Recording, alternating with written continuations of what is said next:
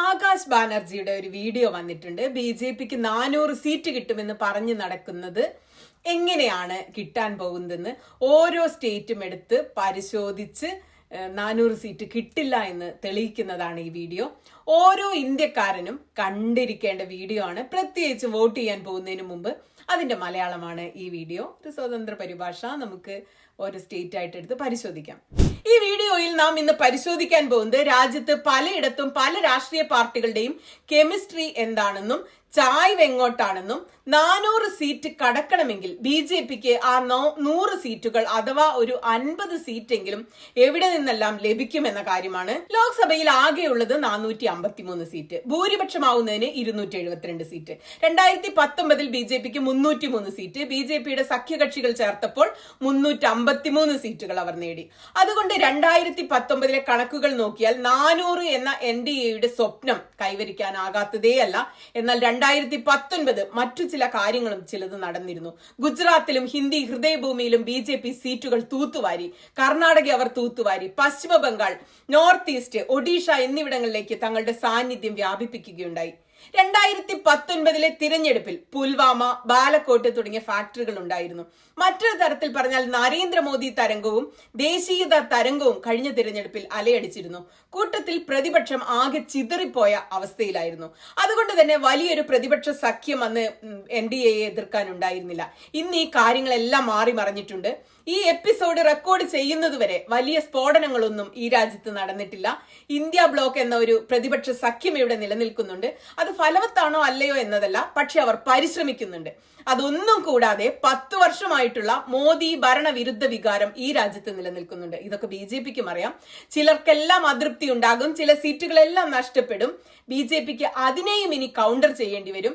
പുതിയ സീറ്റുകൾ വിജയിച്ചാൽ മാത്രമേ നിലവിലുള്ള സീറ്റുകൾ നിലനിർത്താൻ പറ്റൂ. ഇനി കുറച്ച് ലളിതമായിട്ട് പറയാം.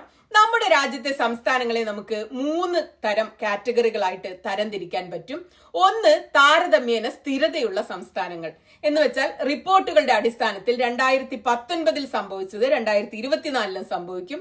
മൊത്തത്തിലെ സീറ്റിൽ യാതൊരു മാറ്റവും സംഭവിക്കില്ല. ഇതിൽ നിന്ന് BJPക്ക് ലഭിക്കാൻ പോകുന്ന സീറ്റുകളെ നമുക്ക് ഉറപ്പിക്കാൻ കഴിയും. BJPക്ക് എത്ര ലഭിക്കില്ല എന്നതൊക്കെ നമുക്ക് മനസ്സിലാക്കാൻ കഴിയും. രണ്ടാമത്തെ സെറ്റ് ബാറ്റിൽ ഗ്രൗണ്ട് സംസ്ഥാനങ്ങൾ. ഇവിടെ കടുത്ത മത്സരം നടക്കും. സീറ്റുകൾ അങ്ങോട്ടും ഇങ്ങോട്ടും ആടിയുലയും. ഈ സീറ്റുകൾ പ്രതിപക്ഷത്തിന് വളരെ പ്രധാനപ്പെട്ടതാണ്. ഓരോ സീറ്റും ഓരോ പാർട്ടിക്കും വിലപ്പെട്ടതാണ്. മൂന്നാമത്തെ കാറ്റഗറി സ്വിംഗ് സീറ്റ്സ് ആണ്. യുദ്ധക്കളം ഇവിടെയും ഉണ്ടാകും, പക്ഷെ 5-6 സീറ്റിന് വേണ്ടി ആയിരിക്കില്ല, മറിച്ച് 20-25 സീറ്റുകൾക്ക് വേണ്ടിയുള്ള മത്സരങ്ങൾ നടക്കും. ഈ സംസ്ഥാനങ്ങളിൽ അവസാന നിമിഷം വരെ ഏത് പാർട്ടിക്ക് സീറ്റുകൾ ലഭിക്കുമെന്ന് പ്രവചിക്കാൻ പോലും കഴിയാത്ത സംസ്ഥാനങ്ങളാണിവ. ഈ സംസ്ഥാനങ്ങളാണ് 2024 തെരഞ്ഞെടുപ്പ് ഫലം നിർണ്ണയിക്കാൻ പോകുന്നത്. ഈ സംസ്ഥാനങ്ങളെ കുറിച്ച് നമുക്കൊന്ന് ഓടിച്ചു നോക്കാം. ഇതെല്ലാം വെറും സംസ്ഥാനങ്ങളുടെ ഒരു അനാലിസിസ് നടത്തുമ്പോഴുള്ള സാധ്യതകളാണ് ഈ പറയാൻ പോകുന്നത്. ശരിയായ ജോലി നിങ്ങൾ ഓരോരുത്തരുമാണ് ചെയ്യുന്നത്. നിങ്ങൾ വോട്ട് ചെയ്യുമ്പോൾ നിർണ്ണയിക്കുന്നത്, സെലക്ട് ചെയ്യുന്നതാണ് യഥാർത്ഥത്തിലുള്ള റിസൾട്ട്. സൗത്തിന്റെ വെല്ലുവിളിയെ കുറിച്ചാണ് പറയുന്നത്. നമ്മളെ കുറിച്ച് 400 സീറ്റ് കടക്കാനുള്ള ഏറ്റവും വലിയ വെല്ലുവിളി ദക്ഷിണേന്ത്യയിൽ നിന്നാണ് BJP നേരിടാൻ പോകുന്നത്. സൗത്തിൽ 130 സീറ്റുണ്ട്. അതായത് BJPക്ക് 400 സീറ്റ് കടക്കണമെങ്കിൽ സൗത്തിൽ വിജയിച്ചേ പറ്റൂ. നോർത്തിലും വെസ്റ്റിലും BJP നേരത്തെ തന്നെ സർവത്ര സീറ്റുകൾ നേടിക്കഴിഞ്ഞു. ഇനിയും അവർക്ക് സീറ്റുകൾ വർദ്ധിപ്പിക്കണമെങ്കിൽ സൗത്ത് നിർബന്ധമായും പിടിക്കണം. പക്ഷേ ഇവിടെ കേരളവും തമിഴ്നാടും അടക്കം എല്ലാം താരതമ്യേന സ്ഥിരതയുള്ള സംസ്ഥാനങ്ങളാണ്. നമ്മൾ ഒറ്റ സീറ്റ് പോലും കൊടുക്കില്ല കേട്ടോ. ഇവിടെ BJPക്കും പ്രതിപക്ഷത്തിനും ഇടയിൽ ഏകദേശം പഴയ അതേ റിസൾട്ട് തന്നെ നേടാനാണ് സാധ്യത. കേരളത്തിൽ 20 സീറ്റുകളും ഇന്ത്യ ബ്ലോക്കിന് തന്നെ ലഭിക്കും. കഴിഞ്ഞ തവണ തമിഴ്നാട്ടിൽ DMK, കോൺഗ്രസ്, ഇടതു സഖ്യത്തിന് 39-ൽ 38 സീറ്റ് ലഭിച്ചു.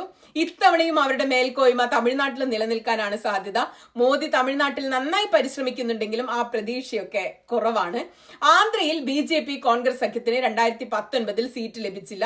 ഇവിടെ YSR കോൺഗ്രസും TDPയുമാണ് ശക്തരായ പാർട്ടികൾ. അവർക്കിടയിലാണ് മത്സരം പ്രധാനമായി നടക്കുന്നത്. ഇവിടെ BJP TDPയുമായി സഖ്യത്തിലാണ്. 6 സീറ്റുകളിലാണ് അവർ മത്സരിക്കുന്നത്. 6-ൽ 5 സീറ്റിലും BJP നൽകിയിരിക്കുന്നത് കൂറ് മാറി വന്ന സ്ഥാനാർത്ഥികൾക്കാണ്. അവരുടെ കൂറ് എവിടെയായിരിക്കും? TDP BJP സഖ്യം നിലനിൽക്കുമോ എന്നൊക്കെയുള്ള ചോദ്യങ്ങളുണ്ടെങ്കിലും ആന്ധ്രയിൽ BJPക്ക് പ്രതീക്ഷ ചെറുതായിട്ട് ഉണ്ട്. കേരളത്തിലെയും തമിഴ്നാട്ടിലെയും അവസ്ഥ പോലെയല്ല. സൗത്തിലെ യുദ്ധക്കളങ്ങളായ സംസ്ഥാനങ്ങളാണ് കർണാടകയും തെലുങ്കാനയും. കർണാടകയിൽ 2 പ്രധാന പാർട്ടികളാണ് BJPയും കോൺഗ്രസും. JDS ആണ് സംസ്ഥാനത്തെ ശക്തമായ 3ാമത്തെ പാർട്ടി. കഴിഞ്ഞ തവണ കോൺഗ്രസിന്റെയും JDSന്റെയും സഖ്യമില്ലാതെ തന്നെ BJP 28ൽ 26 സീറ്റുകളും നേടിയിരുന്നു. അതൊരു ചരിത്ര വിജയം തന്നെയായിരുന്നു. ഇത്തവണ BJP JDSുമായി സഖ്യത്തിലാണ്. ഈ സഖ്യത്തിന്റെ പിൻബലത്തിലും BJPക്ക് ഇത്തവണ 2019 ആ ചരിത്ര വിജയം നേടാൻ അല്പം ബുദ്ധിമുട്ടുണ്ടാകുമെന്നാണ് കർണാടകയിൽ നിന്ന് വരുന്ന വാർത്തകളും പ്രാദേശിക റിപ്പോർട്ടുകളും അനാലിസിസുകളും എല്ലാം വ്യക്തമാക്കുന്നത്. കോൺഗ്രസിലാണെങ്കിൽ അസംബ്ലി തെരഞ്ഞെടുപ്പിൽ വൻ വിജയം നേടാൻ കർണാടകയിൽ കഴിഞ്ഞിട്ടുണ്ട്. കോൺഗ്രസ് സർക്കാരാണ് അവിടെ അധികാരത്തിലിരിക്കുന്നത്. BJP ഈ സംസ്ഥാനത്ത് ശക്തമാണ്. എന്നാൽ കോൺഗ്രസിന് അത് വലിയ തലവേദനയുമായിരുന്നു. പക്ഷെ കർണാടകയിലില്ല. സിദ്ധരാമയ്യ, DK ശിവകുമാർ, ഗാർഗെ എന്നീ പ്രധാനപ്പെട്ട നേതാക്കളെല്ലാം കർണാടകയിലുണ്ട്. അവിടുത്തെ പൗരന്മാർക്ക് 5 ഉറപ്പുകൾ സംസ്ഥാന സർക്കാർ നൽകിയിട്ടുണ്ട്. മോദി ഫാക്ടർ ഉപയോഗിക്കാനും രാമേശ്വരം ബോംബ് സ്ഫോടനം സുരക്ഷാ കാരണമായി ഉയർത്തിക്കാട്ടി വർഗീയ വോട്ട് പിടിക്കാനും ഒക്കെ BJP ശ്രമിക്കുന്നുണ്ട്. എന്നിട്ടും കോൺഗ്രസ് അവസാനഘട്ട പ്രചാരണം നന്നായി കൊണ്ടുപോയാൽ കുറഞ്ഞത് 10-15 സീറ്റെങ്കിലും BJPയിൽ നിന്ന് ഇത്തവണ പിടിച്ചെടുക്കാൻ കോൺഗ്രസിന് കർണാടകയിൽ കഴിയും. തെലുങ്കാനയിൽ കടുത്ത മത്സരം നടക്കാൻ പോവുകയാണ്. 2019 BRSന് 9 സീറ്റുകളും BJPക്ക് 4ഉം കോൺഗ്രസിന് 3ഉം സീറ്റുകൾ ലഭിച്ചു. ഇത്തവണ സംസ്ഥാന തെരഞ്ഞെടുപ്പിലെ തോൽവിക്ക് ശേഷം BRSന് ആത്മവീര്യം കുറവാണ്. BRSന്റെ നേതാക്കൾ പാർട്ടി വിട്ട് ഓടുകയാണ്. BRSലെ ചില അഴിമതിക്കാർക്ക് BJP ടിക്കറ്റ് നൽകിയിട്ടുണ്ട്. നിലവിൽ അവിടെ 1ാം സ്ഥാനത്ത് കോൺഗ്രസ് ആണ്. തിരഞ്ഞെടുപ്പ് വിജയിക്കാനുള്ള ബൂസ്റ്റ് ഉണ്ട്. BRSലെ ചില നേതാക്കൾ കോൺഗ്രസ് പാർട്ടിയിലെ ചേർന്നിട്ടുണ്ട്. ഗ്യാരണ്ടി പദ്ധതികളിൽ നിന്ന് അവർക്ക് ഗുണമുണ്ടാകുന്നുണ്ട്. പക്ഷെ മേലെയും താഴെയും എന്തു തന്നെ സംഭവിച്ചാലും സൗത്തിൽ കാണുന്ന ട്രെൻഡ് കോൺഗ്രസിന് 15-20 സീറ്റോളം കൂടുതൽ ലഭിക്കാനും BJPക്ക് ചില സീറ്റുകൾ നഷ്ടപ്പെടാനും ഒക്കെയുള്ള സാധ്യതയാണ് നമ്മൾ കാണുന്നത്.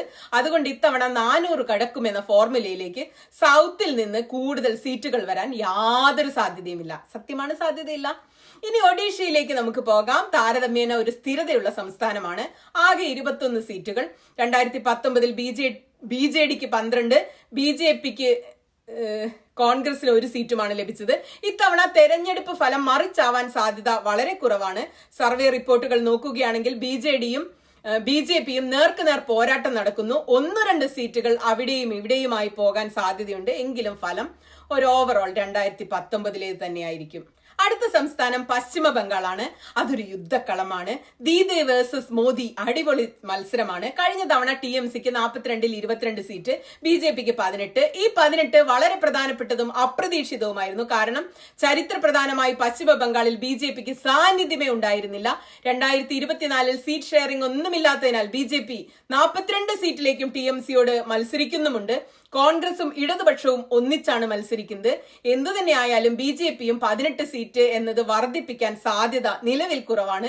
അതുപോലെ തന്നെ TMCയും BJPയും തമ്മിലുള്ള മത്സരത്തിൽ ഈ 18 കുറയാനുള്ള സാധ്യതയും കുറവാണ്. ഏതാനും സീറ്റുകളൊക്കെ അങ്ങോട്ടോ ഇങ്ങോട്ടോ മാറിയേക്കാം. പക്ഷെ 400-ലധികം സീറ്റുകളിലേക്ക് വേണ്ട കൂടുതൽ സീറ്റുകൾ ബംഗാളിൽ നിന്നും കിട്ടാൻ യാതൊരു സാധ്യതയുമില്ല. ഇനി നമുക്ക് നോർത്ത് ഈസ്റ്റിലേക്ക് പോകാം. ആകെ 25 സീറ്റുകളുണ്ട്. 2019 BJPക്കും സഖ്യകക്ഷികൾക്കും 19 സീറ്റുകൾ ലഭിച്ചതാണ്. ഇത്തവണ ടാർഗറ്റ് 22 ആണ്. എന്നാലും ഓർക്കണം, മണിപ്പൂരിലെ കലാപങ്ങൾക്ക് ശേഷം മിസോ നാഷണൽ ഫ്രണ്ട് പോലുള്ള പാർട്ടികൾ NDAയെ പിന്താങ്ങില്ലെന്ന് വ്യക്തമാക്കിയിട്ടുണ്ട്. ഫ്രീ മൂവ്മെന്റ് റെജീം റദ്ദാക്കൽ, CAA നടപ്പാക്കൽ തുടങ്ങി BJPക്കെതിരെ ഭരണവിരുദ്ധ വികാരം ആഞ്ഞടിക്കുന്നുണ്ട് അവിടെയൊക്കെ. അതുകൊണ്ടൊക്കെ തന്നെ BJPക്ക് ചിലപ്പോൾ ഏതാനും സീറ്റുകൾ നഷ്ടപ്പെടാനാണ് സാധ്യത. ഇത്തവണ 400+ ലഭിക്കാൻ അവർക്ക് വേണ്ടത്ര ബൂസ്റ്റ് അവിടെ നിന്നും കിട്ടാൻ യാതൊരു സാധ്യതയുമില്ല. ഇനി നമുക്ക് ഉത്തരേന്ത്യയിലേക്ക് പോകാം. 2019 BJPക്ക് 50% വോട്ട് ഷെയർ ലഭിച്ചത് ഇവിടെ നിന്നാണ്. BJP ഇവിടെ സീറ്റ് ഷെയറിംഗ് അധികം നടത്തില്ല. ഇവിടെ BJPക്ക് മുഴുവൻ സീറ്റുകളും ലഭിക്കുന്ന ഇടം തന്നെയാണ്. ഇവിടെ പാർട്ടി ചെയ്യാൻ പറ്റുന്നത് മുഴുവൻ ചെയ്തിട്ടുണ്ട്. മധ്യപ്രദേശ്, ഛത്തീസ്ഗഡ് എന്നിവ താരതമ്യേന സ്ഥിരതയുള്ള സംസ്ഥാനങ്ങളാണെന്ന് പറയാം. സീറ്റുകൾ മാറിയില്ലെന്നാണ് എല്ലാ അനാലിസിസുകളും റിപ്പോർട്ടുകളും സർവേകളും വ്യക്തമാക്കുന്നത്. BJPയുടെ പാർട്ടി സംവിധാനങ്ങൾ ഇവിടെ അതിശക്തവുമാണ്. അവർക്ക് ശക്തരായ സംസ്ഥാന നേതാക്കൾ ഇവിടെയുണ്ട്. കോൺഗ്രസിന്റെ തൊഴിലില്ലായ്മ, MSP, ട്രൈബൽ അവകാശങ്ങൾ എന്നൊക്കെ പറഞ്ഞു നടക്കാമെന്നേ ഉള്ളൂ കോൺഗ്രസിന്. എങ്കിലും ഇവിടെ കോൺഗ്രസ് നേതാക്കൾ BJPയേക്കാൾ പല പ്രശ്നങ്ങളും നേരിടുന്ന ഒരു സംസ്ഥാനമാണ്. കൂടിപ്പോയാൽ 1-2 സീറ്റുകൾ അങ്ങോട്ടും ഇങ്ങോട്ടും മാറി മറിഞ്ഞേക്കാം. അതുപോലെ തന്നെ താരതമ്യേന സ്ഥിരതയുള്ള സംസ്ഥാനങ്ങൾ തന്നെയാണ് ഉത്തരാഖണ്ഡും ഹിമാചൽ പ്രദേശും. ഇതും BJP അനുകൂല സംസ്ഥാനങ്ങളാണ്. ഗുജറാത്ത് ഒരു സ്ഥിരതയുള്ള സംസ്ഥാനമാണ്. അതേസമയം യുദ്ധക്കളമാകുന്നത് എങ്ങനെയാണെന്ന് നമുക്ക് നോക്കുകയാണെങ്കിൽ കുറെ കാലമായി ഗുജറാത്തിൽ BJPയുടെ ഒരു കടുത്ത ആധിപത്യമുള്ള സംസ്ഥാനമാണ് നമ്മുടെ മോദിയുടെ ഗുജറാത്ത്. ഇപ്പോഴും മോദിയുടെയും ഷായുടെയും ജയ് വിളികൾ ഇവിടെ നടക്കാറുണ്ടെങ്കിലും ചില BJP നേതാക്കളൊക്കെ ഇവിടെ അതൃപ്തരാണ്. പലർക്കും ടിക്കറ്റ് ലഭിച്ചിട്ടില്ല. പകരം കോൺഗ്രസിലെ അഴിമതിക്കാർക്ക് BJP ടിക്കറ്റ് നൽകിയതിൽ പ്രതിഷേധിച്ചുകൊണ്ട് അവർ വിമതരായി മത്സരിക്കുന്ന സാഹചര്യം ഗുജറാത്തിലുണ്ട്. ഇത്തരം വിമത സ്ഥാനാർത്ഥികൾ വിജയിച്ചില്ല എങ്കിൽ പോലും കോൺഗ്രസ് ആപ്പ് സഖ്യത്തിന് ചില നേട്ടങ്ങൾ ഉണ്ടാകാനുള്ള സാധ്യത ഈ വിമതരെ കൊണ്ട് കാണുന്നുണ്ട്. ഇനി നമുക്ക് പഞ്ചാബിലേക്ക് പോകാം. അവിടെ AAP versus Congress versus BJP versus Shiromani Akali Dal മത്സരമാണ് നടക്കുന്നത്. കഴിഞ്ഞ തവണ NDAക്ക് 4 സീറ്റ് ലഭിച്ചിരുന്നുവെങ്കിലും ഇത്തവണ ശിരോമണി അകാലിദൾ സഖ്യം വിട്ടു. കാരണം കർഷക പ്രതിഷേധത്തിന്റെ പശ്ചാത്തലത്തിൽ BJPയുമായി കൂട്ടുകൂടിയാൽ ജയിക്കാൻ പ്രയാസമാണെന്ന് SATക്ക് അറിയാം. അങ്ങനെയാണ് അവർ സഖ്യം വിട്ടുപോയത്. കാശ്മീർ താഴ്വരയിലും 3 സീറ്റുകളിൽ BJPക്ക് ഒന്നും തന്നെ കിട്ടാൻ പോകുന്നില്ല. ജമ്മുവിൽ ഒരുപക്ഷെ 2 സീറ്റ് കിട്ടിയാലും ലഡാക്കിന്റെ കാര്യം എന്തായിരിക്കും? അതൊക്കെ നിങ്ങൾ വിട്ടേക്ക്. ഒരു സീറ്റിന്റെ കാര്യത്തിൽ എന്തിനാണ് ഈ ചർച്ചയൊക്കെ നടന്ന്? BJPക്ക് ലഡാക്കിനോട് പ്രത്യേക മമതയുമില്ല. അവിടെ ജനം നിരാഹാര സമരം നടത്തിയിട്ടും BJPക്ക് ഒരു കൂസലുമില്ല.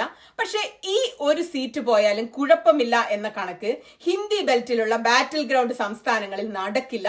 ഓരോ സീറ്റും വളരെ പ്രധാനപ്പെട്ടത് തന്നെയാണ്. ഇനി നമുക്ക് രാജസ്ഥാൻ, ഹരിയാന, ഡൽഹി ഇവിടെ എന്ത് നടക്കും നോക്കാം. 2019 ഈ 3 സംസ്ഥാനങ്ങളിലും BJPക്ക് മുഴുവൻ സീറ്റും ലഭിച്ചിരുന്നു. പക്ഷെ ഇത്തവണ എന്തായിരിക്കും സംഭവിക്കുന്നത്? രാജസ്ഥാനിൽ BJP ശക്തമാണ്. അടുത്തിടെ അസംബ്ലി തെരഞ്ഞെടുപ്പ് അവർ തന്നെ വിജയിച്ചിരുന്നു. പക്ഷെ ഗ്രൗണ്ട് റിപ്പോർട്ടുകൾ ഇപ്പോൾ സൂചിപ്പിക്കുന്നത് BJP ഇവിടെയും ഏതാനും സീറ്റുകൾ നഷ്ടപ്പെടാൻ പോകുന്നു എന്നാണ് നമുക്ക് ഗ്രൗണ്ട് റിപ്പോർട്ടുകൾ അറിയുന്നത്.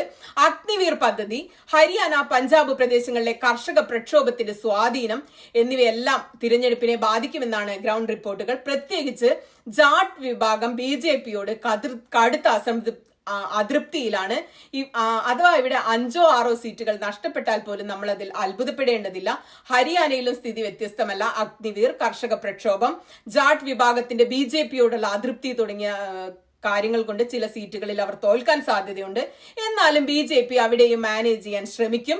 അവിടെ അവർക്ക് മുഖ്യമന്ത്രിയെ മാറ്റാൻ കഴിഞ്ഞു. നിരവധി പുതിയ സ്ഥാനാർത്ഥികൾക്ക് അവർ ടിക്കറ്റ് നൽകിയിട്ടുണ്ട്. കോൺഗ്രസിലെ അഴിമതിക്കാർ BJPയിൽ കൂട്ടത്തോടെ വന്നടിഞ്ഞിട്ടുണ്ട്. അവർക്ക് ഹരിയാന നിലനിർത്താൻ കഴിയുമോ എന്നത് നമുക്ക് കാത്തിരുന്ന് തന്നെ കാണേണ്ടതുണ്ട്. BJPക്ക് അറിയാം ഇവിടെ കാര്യങ്ങൾ വളരെ കടുത്തതാണ്, കഷ്ടപ്പാടാണ്, ജയിക്കാൻ ബുദ്ധിമുട്ടാണെന്ന്. ഇവിടെ നിന്ന് BJPക്ക് 400 കടക്കാനുള്ള അധിക സീറ്റുകൾ ലഭിക്കാനുള്ള യാതൊരു സാധ്യതയും നമ്മൾ നോക്കിയിട്ട് കാണുന്നില്ല. ഇനി നമുക്ക് ഡൽഹിയിലേക്ക് വരാം. ഡൽഹിയുടെ കാര്യമാണെങ്കിൽ കോൺഗ്രസും ആപ്പും സീറ്റുകൾ പങ്കിടാനുള്ള ധാരണയായിട്ടുണ്ട്. അനാലിസിസുകളൊക്കെ വ്യക്തമാക്കുന്നത് വോട്ടുകൾ മാറി മറിയുമെന്നൊരു പ്രശ്നം തന്നെ ഡൽഹിയിൽ ഇല്ലെന്നാണ്. പക്ഷെ അസംബ്ലി തെരഞ്ഞെടുപ്പിൽ ആപ്പിന് വോട്ട് ചെയ്തവർ ലോക്സഭാ തെരഞ്ഞെടുപ്പിൽ BJPക്ക് വോട്ട് ചെയ്യുന്ന ഒരു സാഹചര്യം പലപ്പോഴും ഡൽഹിയിൽ നിലനിൽക്കാറുണ്ട്.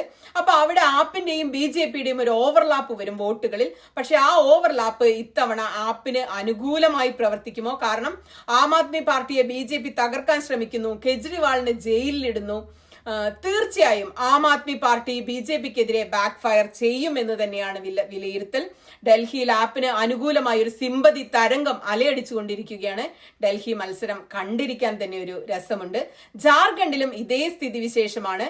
അതുകൊണ്ട് തന്നെ ജാർഖണ്ഡും ബാറ്റിൽ ഗ്രൗണ്ട് സംസ്ഥാനമായി മാറിയിരിക്കുന്നു. ഹേമന്ത് സോറനെ അറസ്റ്റ് ചെയ്തു. പക്ഷെ ജാർഖണ്ഡ് മുക്തി മോർച്ച തകർന്നില്ല. മുൻ മുഖ്യമന്ത്രിക്കായി അവിടെ ഇപ്പോഴും സിമ്പതി തരംഗങ്ങളും പ്രതിഷേധങ്ങളും അലയടിക്കുന്നുണ്ട്. BJP ആണെങ്കിൽ ഇവിടെ വളരെ ശക്തമാണ്. കഴിഞ്ഞ തവണ ഇവർക്ക് 14-ൽ 12 സീറ്റും ലഭിച്ച സ്ഥലമാണ്. ഇത്തവണ കുറച്ച് സീറ്റുകൾ കുറയും. കാറ്റ് എങ്ങോട്ടാണെന്ന് കണ്ടു തന്നെ അറിയേണ്ടതുണ്ട്. പക്ഷേ ആ അധിക സീറ്റുകൾ അത് എവിടെ നിന്നാണ് ലഭിക്കുക? 400ലേക്ക് വേണ്ടത് ഇവിടെ നിന്ന് കിട്ടാൻ യാതൊരു സാധ്യതയുമില്ല. നമ്മൾ ഉത്തർപ്രദേശിലേക്ക് വന്നാൽ UP അതിസങ്കീർണമായ ഒരു യുദ്ധക്കളമാണ്. BJPക്ക് അവിടെ സീറ്റുകൾ വർദ്ധിപ്പിക്കാം. 2019 80-ൽ 62 സീറ്റ് BJP നേടി. 2 സീറ്റുകൾ BJP സഖ്യത്തിനും 5 സീറ്റുകൾ SP, 10 BSPക്കുമാണ് ലഭിച്ചത്. കഴിഞ്ഞ തവണ SP, BSP, RLD എന്നിവ സഖ്യത്തിലായിരുന്നു. ഇത്തവണ കോൺഗ്രസ് SP, BSP സഖ്യം ഉണ്ടാക്കാൻ ശ്രമിച്ചെങ്കിലും അത് നടന്നില്ല. കാരണം മായാവതി എല്ലാ സീറ്റിലും തങ്ങളുടെ സ്ഥാനാർത്ഥികൾ ഉണ്ടെന്ന് വ്യക്തമാക്കുകയാണ് ചെയ്തത്. അതോടെ സഖ്യമുണ്ടായില്ല. ഇപ്പോൾ കോൺഗ്രസും SP-യും തമ്മിൽ ഒരു സഖ്യം നിലനിൽക്കുന്നുണ്ട്. അത് വോട്ടുകൾ മാറ്റിമറിക്കാൻ നല്ല സാധ്യതയുമുണ്ട്. എന്നാലും അതുകൊണ്ട് BJP-യെ വെല്ലുവിളിക്കാൻ മാത്രമുള്ള വോട്ടുകൾ ലഭിക്കുമെന്ന് തോന്നുന്നില്ല. പല റിപ്പോർട്ടുകളും വ്യക്തമാക്കുന്നത് BSP ഒറ്റയ്ക്ക് മത്സരിക്കുന്നുവെന്നാണ്. ഇതൊക്കെ കൂടാതെ RLD-യും ഉണ്ട്. ചെറിയ പാർട്ടിയാണെങ്കിൽ പോലും അവർ BJP-യുമായി കൈകോർത്തിരിക്കുകയാണ്. അത് കൂടാതെ BJP-യുടെ പക്കൽ യോഗി മോദി ഫാക്ടർ ഉണ്ട്. അത് തെരഞ്ഞെടുപ്പിനെ ബാധിക്കും. രാമക്ഷേത്രമുണ്ട്, ഹിന്ദുത്വ അജണ്ടയുണ്ട്, ലാഭ് ഭാരതി പോലുള്ള പദ്ധതികളുണ്ട്, സോഷ്യൽ എഞ്ചിനീയറിംഗ് ചെയ്തിട്ടുണ്ട്. അതുകൊണ്ട് 2019 വിജയം വെറുതെ ആവർത്തിക്കുമെന്നല്ല പറയുന്നത്, മറിച്ച് അതിനേക്കാൾ കൂടുതൽ സീറ്റുകൾ കൊണ്ടുവരാൻ സാധ്യതയുണ്ട് എന്ന് തന്നെയാണ് പറയുന്നത്. UP മൊത്തത്തിൽ BJP തൂത്തുവാരുമെന്നാണ് അനാലിസിസുകൾ വ്യക്തമാക്കുന്നത്. ഇനി നമ്മൾ 2 പ്രധാനപ്പെട്ട സ്ഥലങ്ങൾ ഒഴികെ ഇന്ത്യയുടെ ഓരോ മൂലയും കവർ ചെയ്ത് കഴിഞ്ഞു. ഇനിയുള്ളത് സ്വിംഗ് സ്റ്റേറ്റ്സ് അഥവാ ആടിക്കൊണ്ടിരിക്കുന്ന സംസ്ഥാനങ്ങൾ. ഒന്ന് ബീഹാർ, ഒന്ന് മഹാരാഷ്ട്ര. ഈ 2 സംസ്ഥാനങ്ങളെയും ചേർത്ത് ഏകദേശം 90 സീറ്റുകളാണുള്ളത്. ഇവിടെ വളരെ ശക്തമായ കടുത്ത മത്സരമാണ് നടക്കുന്നത്. അവസാന നിമിഷം വരെ ആര് ജയിക്കും ആര് തോൽക്കും എന്ന് പറയാൻ പോലും വളരെ ബുദ്ധിമുട്ടാണ്. ബീഹാറിൽ 2019 BJP-യുമായി അവിടെ BJD, LJD എന്നിവയ്ക്ക് സഖ്യമുണ്ടായിരുന്നു. 40-ൽ 39 സീറ്റും അവർ നേടിയിരുന്നു BJP സഖ്യം. ഇത്തവണ JDU ഇന്ത്യ സഖ്യത്തിലേക്ക് വന്നു. നിതീഷ് കുമാർ വന്നാൽ കാര്യങ്ങൾ മാറി മറിയുമെന്ന് വിചാരിച്ചിരിക്കുമ്പോൾ കുറച്ചു മാസത്തിനുള്ളിൽ നിതീഷ് കുമാർ U-ടേൺ എടുത്ത് വീണ്ടും NDA സഖ്യത്തിൽ ചേർന്നിരിക്കുകയാണ്. കുറച്ചു കാലം തോന്നിയത് 2024-ൽ NDA തൂത്തുവാരുമെന്നായിരുന്നു. എന്നാൽ തേജസ്വി യാദവ് വളരെ നല്ല പ്രവർത്തനമാണ് ബീഹാറിൽ കാഴ്ചവെക്കുന്നത്. കഴിഞ്ഞ കുറെ മാസങ്ങളായിട്ട് പ്രതിപക്ഷ നേതാക്കളിൽ ഏറ്റവും ആക്റ്റീവായ ഒരു നേതാവ് ആരാണെന്ന് ചോദിച്ചാൽ അത് തേജസ്വി യാദവ് ആണ്. അദ്ദേഹത്തിന്റെ റാലികളിൽ ജനം ഒഴുകിയെത്തുകയാണ്. എന്തെന്നില്ലാത്ത ആവേശമാണ് ജനങ്ങൾക്ക്. അഗ്നിവീറിനും തൊഴിലില്ലായ്മയ്ക്കും എതിരെയുള്ള പ്രതിഷേധം ബീഹാറിൽ വളരെ ശക്തമാണ്. NDAക്ക് കണക്കുകൂട്ടലുകളുണ്ട്, പണാധികാരമുണ്ട്, മോദി ഫാക്ടർ ഉണ്ട്. എന്നിട്ടും ഇതിനെതിരെ തേജസ്വി എന്താണ് ചെയ്യുന്നത്? അദ്ദേഹം തെരഞ്ഞെടുപ്പിനെ പ്രാദേശികവൽക്കരിച്ചിരിക്കുകയാണ്. ദേശീയ വിഷയങ്ങളല്ല, മറിച്ച് ബീഹാറിനെ സംബന്ധിച്ച പ്രശ്നങ്ങളാണ് അദ്ദേഹം നിരന്തരം സംസാരിക്കുന്നത്. അദ്ദേഹം പറയുന്നു ബീഹാറിന് പ്രത്യേക സ്റ്റാറ്റസിന് വേണ്ടി അദ്ദേഹം സംസാരിക്കുന്നു. അവിടുന്ന് ജനങ്ങൾ പലായനം ചെയ്യുന്നതിനെ കുറിച്ച് സംസാരിക്കുന്നു. JDU അവിടെ കുറിച്ച് സാവധാനത്തിലാണ് തിരഞ്ഞെടുപ്പ് പ്രചാരണങ്ങൾ. അവരാണെങ്കിൽ എപ്പോഴും പാർട്ടി മാറിക്കൊണ്ടിരിക്കുന്നു. ആരാണ് പിൻഗാമി എന്നതിൽ യാതൊരു വ്യക്തതയും ഇല്ലാത്തൊരവസ്ഥയാണ്. കൂടാതെ അവർക്കൊരു പ്രത്യയശാസ്ത്രമില്ല. അവർ BJP-യെ അന്ധമായി ആശ്രയിക്കുന്നു. അതുകൊണ്ടാണ് പറയുന്നത് ഇന്ത്യ സഖ്യത്തിന് JDU വേഴ്സസ് RJD സീറ്റുകളിൽ നിന്ന് ലാഭമുണ്ടാകുമെന്നാണ് നമ്മൾ മനസ്സിലാക്കേണ്ടത്. ഇപ്പോഴും BJP, JDU, LJP എന്നിവർ കണക്കുകളിൽ മുന്നിൽ തന്നെയാണ്. പക്ഷേ 20 സീറ്റുകളിൽ അവസാന നിമിഷം കഥ മാറാൻ നല്ല സാധ്യതയുണ്ട്. നിരീക്ഷിച്ചുകൊണ്ടേയിരിക്കേണ്ട സംസ്ഥാനമാണ് ബീഹാർ. അവിടെ എന്തും സംഭവിക്കാം, എത്രയും മാറിമറിയാം. കാരണം ഇവിടെ അവസാന നിമിഷം മലക്കം മറയലുകൾ നടക്കാം. അതെല്ലാം പ്രചാരണത്തെ അടിസ്ഥാനപ്പെടുത്തിയായിരിക്കും.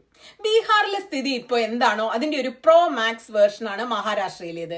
പ്രോ മാക്സ് ലെവലിലുള്ള പൾട്ടൂറാം, മലക്കം മറിയുന്ന ആൾ, വാഷിംഗ് മെഷീനിലൂടെ കടന്നുപോയി അത് ഉപയോഗിക്കുക എന്നിവയെല്ലാം ഇവിടെ നടക്കുന്നുണ്ട്. 48-ൽ 41 സീറ്റും BJP ശിവസേന സഖ്യമാണ് 2019 വിജയിച്ചത്. കോൺഗ്രസ് NCP സഖ്യത്തിന് വെറും 5 സീറ്റുകളാണ് ലഭിച്ചത്. പക്ഷേ ആ നമ്പറുകളൊന്നും ഇന്നത്തെ തെരഞ്ഞെടുപ്പിൽ പ്രസക്തമേയല്ല. കാരണം ശിവസേനയും NCP-യും രണ്ടായി പിളർന്നു. ഒരു ഭാഗം ഇന്ത്യ സഖ്യത്തിന്റെ കൂടെയും മറുപക്ഷം BJP-യുടെ കൂടെയുമാണ് ഇപ്പോൾ ഉള്ളത്. മഹാരാഷ്ട്ര കോൺഗ്രസിന്റെ സമുന്നത നേതാവായ അശോക് ചവാനും പാർട്ടി വിട്ട് BJP-യിലേക്ക് പോയി. ഈ എല്ലാ പൊളിറ്റിക്കൽ നാടകങ്ങൾക്കും ശേഷം BJP 48-ൽ നിന്ന് 41 എന്ന റെക്കോർഡ് നിലനിർത്താൻ പറ്റുമോ? NDAക്ക് ആ ശക്തിയുണ്ടോ? BJP ഒരുപാട് നേട്ടമുണ്ടായിട്ടുണ്ട് ഇവിടെയൊക്കെ. പക്ഷെ ഗ്രൗണ്ട് ലെവലിൽ ശരത് പവാറിനും ഉദ്ധവ് താക്കറേക്കും അനുകൂലമായ സഹതാപ തരംഗം നിലനിൽക്കുന്നുണ്ട്. MLA-മാർ കാലുമാറുന്ന വൃത്തികെട്ട രാഷ്ട്രീയം ജനം കണ്ടുകൊണ്ടിരിക്കുകയാണ്. ജനങ്ങൾക്ക് അതിൽ വെറുപ്പുണ്ട്, വിയോജിപ്പുണ്ട്. വോട്ടർമാർക്കും ഇതുപോലെ കാലുമാറുമോ? ഇതൊരു വലിയ ചോദ്യമാണ്. NDAക്ക് 20 സീറ്റുകൾ വരെ നഷ്ടപ്പെടാമെന്നാണ് ഗ്രൗണ്ട് റിപ്പോർട്ടുകൾ. ഓർക്കണം, മഹാരാഷ്ട്രയിലും വലിയ കാർഷിക പ്രതിസന്ധി നേരിട്ടുകൊണ്ടിരിക്കുന്ന സംസ്ഥാനമാണ്. സംസ്ഥാനത്തിന്റെ ആത്മാഭിമാനം എന്ന വികാരത്തെ മൊബിലൈസ് ചെയ്യാൻ വേണ്ടി ഉദ്ധവ് താക്കറെ ശ്രമിച്ചുകൊണ്ടിരിക്കുന്നു. മറാത്ത സമൂഹത്തെ തന്റെ ഒപ്പം നിർത്താൻ വേണ്ടി അദ്ദേഹം പരിശ്രമിച്ചുകൊണ്ടിരിക്കുന്നു. പക്ഷെ അപ്പോഴും BJP അവിടെ ശക്തമായ സാന്നിധ്യം തന്നെയാണ്. എഴുതി തള്ളാറൊന്നും ആയിട്ടില്ല. അവരുടെ ഹിന്ദുത്വ, അപ്രത്യയശാസ്ത്രം, രാം മന്ദിർ എന്നിവ മാത്രം മതി നിരവധി വോട്ടുകൾ വാരിക്കൂട്ടാനും ജയിക്കാനും. പക്ഷെ അവസാന നിമിഷത്തെ 30 സീറ്റുകൾ വേണമെങ്കിൽ എങ്ങോട്ടും മാറാമെന്ന സ്ഥിതിയാണ് ഗ്രൗണ്ട് റിപ്പോർട്ട്. ഇതൊക്കെ എങ്ങനെയാകുമെന്ന് ആർക്കും പ്രവചിക്കാൻ കഴിയുന്ന കാര്യമല്ല. 2024 ഗെയിം ചേഞ്ചർ ഒരുപക്ഷെ മഹാരാഷ്ട്രയാകാനുള്ള എല്ലാ സാധ്യതകളുമുണ്ട്. മൊത്തത്തിൽ നോക്കിയാൽ BJPയുടെ സ്ഥിതി അത്ര മോശമൊന്നുമല്ല. ഹിന്ദി ബെൽറ്റ്, ഗുജറാത്ത് അവർ തൂത്തുവാരും.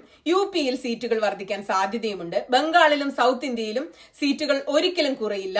അവിടെ നിന്ന് കുറച്ച് സീറ്റുകൾ വാരിക്കൂട്ടാൻ ശ്രമിക്കണം. നാശനഷ്ടങ്ങൾ ഒന്നുമില്ലാതെ സീറ്റ് കൂട്ടാൻ ശ്രമിക്കണം. എങ്കിൽ മാത്രമേ 400 എന്ന മാജിക് നമ്പറിലേക്ക് എത്തൂ എന്നാണ് ആകാശ് പറയുന്നത്. ഇന്ത്യ സഖ്യം സൗത്ത് ഇന്ത്യ തൂത്തുവാരാനാണ് ലക്ഷ്യമിടുന്നത്. ബംഗാളിൽ TMCയുടെ സഹായത്താൽ BJPക്ക് നഷ്ടമുണ്ടാക്കുക. UPയിൽ കുറഞ്ഞത് BJPയുടെ സീറ്റുകൾ വർദ്ധിക്കാതെ നോക്കുക. ബാക്കി എല്ലാ ഹിന്ദി ബെൽറ്റ് സംസ്ഥാനങ്ങളിലും, പ്രത്യേകിച്ച് ഡൽഹി, ഹരിയാന, രാജസ്ഥാൻ, ജാർഖണ്ഡ് എന്നിവിടങ്ങളിൽ BJPക്ക് ചെറിയ ചെറിയ തോൽവികളൊക്കെ സമ്മാനിച്ചുകൊണ്ട് അവരുടെ മൊത്തത്തിലുള്ള വിജയത്തെയും സീറ്റിന്റെയും നമ്പർ കുറയ്ക്കുക. ബീഹാറിലും മഹാരാഷ്ട്രയിലും സാഹചര്യത്തെ കീഴ്മേൽ മറിക്കാനുള്ള ശ്രമം നടത്തിക്കൊണ്ടേയിരിക്കുക. ഇതൊക്കെ ചെയ്തിട്ടും 2 വൈൽഡ് കാർഡുകൾ ഇവിടെയുണ്ട്. ഒഡീഷയും ആന്ധ്രാപ്രദേശും. BJD, TDP, YSR കോൺഗ്രസ് എന്നിവ തെരഞ്ഞെടുപ്പിന് ശേഷം ഏത് പാർട്ടിയെ അല്ലെങ്കിൽ ഏത് സഖ്യത്തെ സപ്പോർട്ട് ചെയ്യുമെന്നതിൽ യാതൊരു ഗ്യാരണ്ടിയും നമുക്കില്ല. അവരെങ്ങോട്ടും മാറിമറിയാം. 30-35 MPമാർ തൂക്കു മന്ത്രിസഭയിൽ എങ്ങോട്ടും മലക്കം മറിയാം. അതുകൊണ്ട് ഒരു ഉയർന്ന തലത്തിൽ നിന്ന് നോക്കിയാൽ ഇത്തവണ BJP 400 കടക്കുമോ ഇല്ലയോ എന്ന് നിർണ്ണയിക്കുന്നത് പ്രാദേശിക പാർട്ടികളുടെ പ്രകടനം പോലെ ഇരിക്കുമെന്നാണ് കണക്കുകൾ സൂചിപ്പിക്കുന്നത്. ഇത് BJP ആയിരിക്കില്ല 400 സീറ്റ് എത്തുമോ ഇല്ലയോ എന്ന് നിശ്ചയിക്കുന്നത്. പ്രാദേശിക പാർട്ടികളുടെ പ്രകടനം നിശ്ചയിക്കും, അല്ലെങ്കിൽ സഖ്യങ്ങൾ തീരുമാനിക്കും. BJP കംഫർട്ടബിളായി അധികാരത്തിൽ വരുമോ ഇല്ലയോ എന്നത് ഇത്തവണത്തെ കെമിസ്ട്രി അനുസരിച്ച് പൂർണ്ണമായി BJPയുടെ കൈകളിലല്ല. ഈ കെമിസ്ട്രിയും തെരഞ്ഞെടുപ്പ് ചരിത്രവും ഒക്കെ കണക്കിലെടുക്കുമ്പോൾ നമ്മൾക്ക് മനസ്സിലാകുന്നത് BJPക്ക് 400 എന്ന മാന്ത്രിക നമ്പർ കറക്കുക എന്നത് വളരെ ബുദ്ധിമുട്ടാണ്, സാധ്യമേ അല്ല എന്നാണ്. ഇതിലൊരു ഇമോഷണൽ കാരണം കൂടിയുണ്ട്. അതിതാണ്, നമ്മുടെ ജനാധിപത്യത്തിൽ, നമ്മളുടെ ചരിത്രത്തിൽ ഒരിക്കൽ മാത്രമേ നാം ഒരു പാർട്ടി 400-ലധികം സീറ്റ് നേടി വിജയിച്ചതായി കണ്ടിട്ടുള്ളൂ. 1984 കോൺഗ്രസ് ആണ് അത്രയും സീറ്റുകൾ നേടിയത്. രാജ്യം ഇന്ദിരാഗാന്ധി ക്രൂരമായി കൊല ചെയ്യപ്പെട്ടതിന്റെ ഒരു ഷോക്കിലായിരുന്നു ആ വർഷം. രാജ്യത്തൊരു തരം വലിയ സഹതാപ തരംഗം ആഞ്ഞടിച്ചിരുന്നു. കോൺഗ്രസിനോട് ജനങ്ങൾക്ക് കരുണയുണ്ടായിരുന്നു. അത്തരത്തിലൊരു ഞെട്ടലുണ്ടാകാതെ മുഴുവൻ രാജ്യവും ഒരു പാർട്ടിയെ അനുഗമിക്കാൻ യാതൊരു സാധ്യതയും ഇന്ത്യ മഹാരാജ്യത്തില്ല. നിങ്ങൾ എത്ര പണം വാരിയെറിഞ്ഞിട്ടും കാര്യമില്ല, നിങ്ങൾ എത്ര അധികാരം ഉപയോഗിച്ചിട്ടും കാര്യമില്ല, എത്ര ഏജൻസികളെ വിട്ടിട്ടും ഫാൻസി ഡ്രസ് നടത്തിയിട്ടും അഭിമുഖങ്ങൾ നൽകിയിട്ടും ഇത്രയും വലിയൊരു നമ്പർ എത്തുക എന്ന് പറയുന്നത് ഒട്ടും എളുപ്പമുള്ള കാര്യമല്ല. വീഡിയോ തുടങ്ങുന്നത് ഇത്തവണ 2024 തെരഞ്ഞെടുപ്പിന്റെ ഏറ്റവും വലിയ മാസ്റ്റർ സ്ട്രോക്ക് BJP പുറത്തുവിട്ട് കഴിഞ്ഞു. ഇത്തവണ 400 സീറ്റ് കടക്കും എന്നൊരു നറേറ്റീവ് തന്നെ അവർ സെറ്റ് ചെയ്തു കഴിഞ്ഞു. ഇതുകൊണ്ട് ഒരുപാട് നേട്ടങ്ങളുണ്ട്. ആദ്യത്തേത്, വസ്തുതകളും പ്രകടനങ്ങളും വാഗ്ദാനങ്ങളും ഒക്കെ മാറ്റിവെച്ചുകൊണ്ട് 400 കടക്കും എന്ന് നിരന്തരം പറഞ്ഞുകൊണ്ടേയിരിക്കാം. രണ്ടാമത്തേതും പ്രധാനപ്പെട്ടതുമായ കാര്യം എന്ന് പറയുന്നത് പ്രതിപക്ഷത്തിന്റെ ആത്മവിശ്വാസം കെടുത്തുക എന്നുള്ളതാണ്. അതായത് എന്തായാലും മോദി വിജയിക്കാൻ പോവുകയാണ്, 400-ൽ കൂടുതൽ സീറ്റ് അവർക്ക് കിട്ടും, ഭരണത്തിൽ വരുന്നത് നരേന്ദ്രമോദി തന്നെയായിരിക്കും, പിന്നെ എന്തിനാണ് നമ്മൾ മത്സരിക്കുന്നത്, എന്തിനാണ് ഇത്രയും കഷ്ടപ്പെടുന്നത്, എന്തിനാണ് ഇത്രയും വഴക്കും വക്കാണവും എന്നൊക്കെയുള്ള തോന്നൽ പ്രതിപക്ഷത്തിനുണ്ടാക്കിയിട്ട് ഈ പോരാട്ടത്തിന്റെ വീര്യം കുറയ്ക്കാൻ കഴിയും. അഥവാ BJP 370-400 സീറ്റുകൾ ജയിച്ചാൽ കോൺഗ്രസ് 50 സീറ്റിൽ നിന്ന് 25 സീറ്റിലേക്ക് വീണു പോകും. അപ്പൊ പിന്നെ ഈ 400 സീറ്റ് എന്ന് പറയുന്നത് വെറും ഒരു തിരഞ്ഞെടുപ്പ് മുദ്രാവാക്യമാണോ, അതോ ഇത് റിയാലിറ്റി ആണോ, അതോ ഇതൊരു BJPയുടെ തെരഞ്ഞെടുപ്പ് നറേറ്റീവ് ആണോ, അതോ ഇതൊരു ടൂൾ കിറ്റ് ആണോ? ഒന്നുമല്ല. BJP ഇത് യഥാർത്ഥത്തിൽ അവർ നേടാൻ ആഗ്രഹിക്കുന്ന നമ്പറാണിത്. അത്രയും സീറ്റ് നേടാൻ BJPയെ സംബന്ധിച്ച് ഒട്ടും എളുപ്പവുമല്ല, പക്ഷെ അസാധ്യവുമല്ല.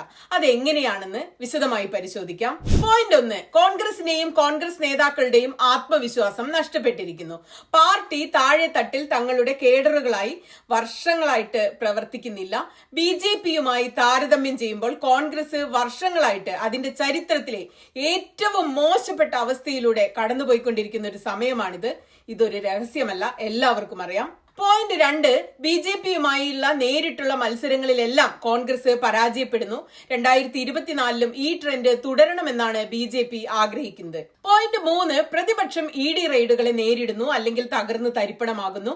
അതിനുവേണ്ടി BJP ഒരു കമ്മിറ്റി തന്നെ ഉണ്ടാക്കിയിട്ടുണ്ട്. അതിന്റെ മുഖ്യ ഉദ്ദേശം എന്ന് പറയുന്നത് മറ്റു പാർട്ടികളിലെ സ്ഥാനാർത്ഥികളെയും MPമാരെയും എങ്ങനെ തകർക്കാമെന്നതാണ്. നോക്കൂ, എത്ര ഉദാര മനസ്കരും തുറന്ന ചിന്താഗതിയുള്ളവരുമാണ് ഈ BJP-ക്കാരെന്ന് എല്ലാവരെയും ബഹുമാനിച്ചുകൊണ്ട് അവരുടെ പാർട്ടിയിലേക്ക് സ്വാഗതം ചെയ്യും. നിങ്ങൾ എത്ര വലിയ അഴിമതിക്കാരനായിക്കൊള്ളട്ടെ, അവിടെ ഇടമുണ്ട്. പോയിന്റ് 4, 2 കൊല്ലം മുമ്പ് മിഷൻ 370 ഭാഗമായി 144 സീറ്റുകൾ ദുർബല സീറ്റുകളാണെന്ന് BJP കണ്ടെത്തിയിരുന്നു. പിന്നീട് ഇവയെ എങ്ങനെ ജയിക്കാം എന്ന ജോലിയിലാണ് അവർ മുഴുകിയിരുന്നത്. ആ നമ്പർ ഇപ്പോൾ വീണ്ടും മാറി, ഇന്നത് 160 സീറ്റുകളാണ്. ഇതിൽ 50 സീറ്റുകൾ ലഭിച്ചാൽ പോലും 400ന്റെ ലക്ഷ്യം നേടാനാവുമോ എന്നാണ് BJP ശ്രമിക്കുന്നത്. BJP 400 സീറ്റ് മറികടക്കുമോ ഇല്ലയോ എന്നത് ഇനി തീരുമാനിക്കുന്നത് കുറച്ച് കാര്യങ്ങളാണ്. BJP എത്ര ഉറക്കെ വേണമെങ്കിലും 400 സീറ്റ് നലറി പറഞ്ഞാലും BJPക്ക് ഒറ്റയ്ക്ക് ഇത് ചെയ്യാനാവില്ലെന്ന് അവർക്ക് തന്നെ അറിയാം. NDA സഖ്യത്തിന് ഇപ്പോൾ തന്നെ 40 പാർട്ടികളുണ്ട്. ഈ 40 പാർട്ടികൾ ചേർന്ന് ഏകദേശം 100 സീറ്റിൽ മത്സരിക്കുന്നു.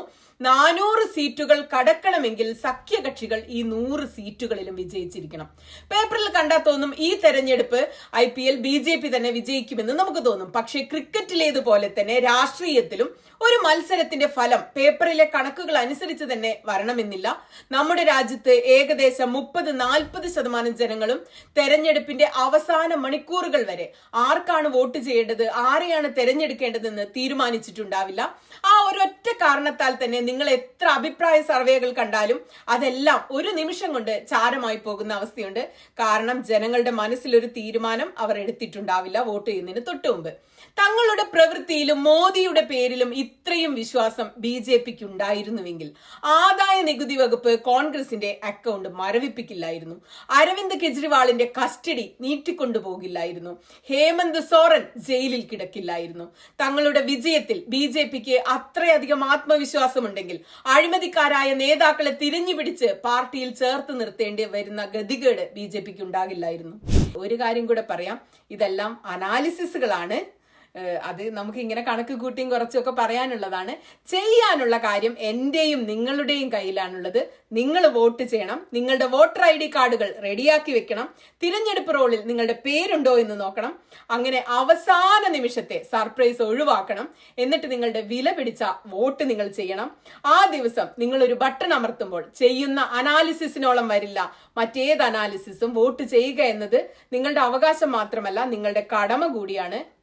ഇത്രയാണ് ആകാശിന്റെ വീഡിയോ. കൊള്ളാം അല്ലെ അനാലിസിസ്? അപ്പൊ ഞാൻ പറയുന്നു, BJPക്ക് എതിരായി നിങ്ങൾ വോട്ട് ചെയ്യുക. BJPക്ക് എതിരായി വോട്ട് ചെയ്യാൻ വേണ്ടി നിങ്ങൾ പ്രേരിപ്പിക്കുക. ജനാധിപത്യം വിലപ്പെട്ടതാണ്. പോകുന്നതിന് മുമ്പ് എന്റെ വീഡിയോയ്ക്ക് ഒരു ലൈക്ക്, ഒരു ഷെയർ, ഒരു കമന്റ്, ഒരു സബ്സ്ക്രൈബ് ചെയ്തിട്ട് പോകാമോ പ്ലീസ്?